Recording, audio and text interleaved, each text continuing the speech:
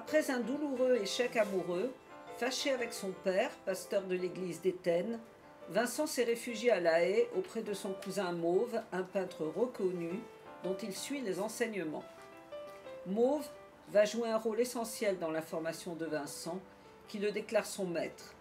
Grâce à lui, son dessin perd sa rigidité et se perfectionne, donnant vie à ses modèles. Mauve lui mettra en main sa première palette, et sous sa direction, et probablement un peu aidé par lui, il peindra ses premières natures mortes. Malheureusement, les relations avec son mentor vont vite se détériorer.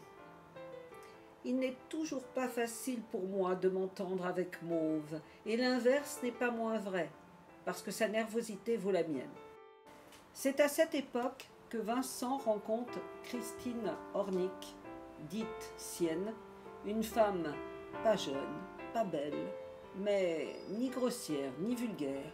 Il y avait en elle quelque chose de féminin. Sienne devient sa compagne, son modèle permanent. Il en fera de très nombreux dessins, dont Sorrow, une femme nue, accroupie et repliée sur elle-même, sa nudité et son corps fatigué accentuant l'impression de tristesse. Particulièrement satisfait de ce dessin, surtout pour la simplicité de ses lignes, il l'annoncera à son frère comme « le meilleur de mes meilleurs dessins », dont il tirera ses premières lithographies. Vincent s'essaie ensuite à de grandes compositions. Son oncle Cor, marchand d'art, qui reconnaît ses progrès, lui commande une série de vues de La Haye. Après avoir été un moment en froid à cause des parents, son frère Théo vient le voir. Il apprécie ses dessins et le rassure.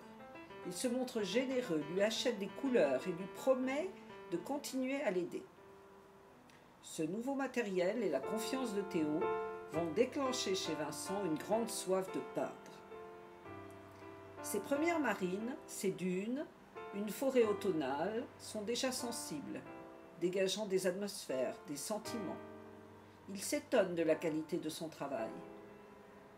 J'avais cru que mes premières peintures peintes ne ressembleraient à rien. Mais en fait, elles ressemblent vraiment à quelque chose. Ses premiers personnages sont peints de loin, car il n'ose pas encore s'attaquer au visage. Durant ce mois d'août, après le passage de son frère, il peint une quinzaine de tableaux qu'il trouve plutôt agréables à regarder. Il se rend compte qu'avec la peinture, on rentre à la maison avec quelque chose qui restitue beaucoup mieux les impressions. Il est maintenant certain d'avoir fait le bon choix. Il veut devenir peintre et y consacre tout son temps. C'est à cette époque que naît le tableau des Raccommodeuses. À ce moment particulier de la vie de Vincent où, après sa tempête amoureuse et ses déchirements familiaux, il retrouve un peu de calme auprès d'une femme, de sa fille de 9 ans et d'un bébé au doux regard de philosophe. Son rêve d'un ménage ouvrier, un feu dans l'âtre, une femme et des enfants autour se réalise, lui permettant de faire par son travail acharné des progrès extraordinaires.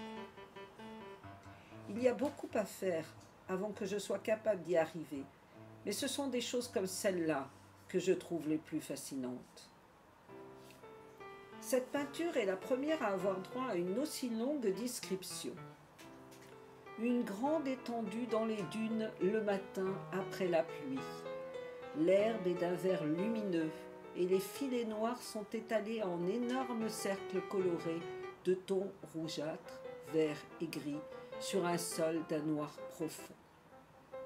Assis, debout ou marchant sur ce sol sombre comme d'étranges fantômes noirs, des hommes et des femmes en bonnet blanc étalent ou réparent les filets.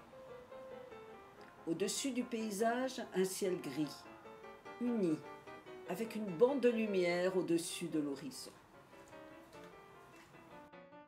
Ce ciel déchiré de nuages blancs est le premier de ces merveilleux ciels troublés, des nombreux paysages tourmentés qu'il a peints particulièrement les dernières semaines avant son suicide. Ce tableau de Raccommodeuses évoque parfaitement son état d'esprit. L'église est mise à l'écart, au plus loin, sous le ciel troublé, alors que lui se situe plutôt du côté de la clarté, des travailleuses, sereines et déterminées. Comme les raccommodeuses, Vincent tente de retisser les liens de sa vie. Cette peinture constitue une belle métaphore de son état d'âme.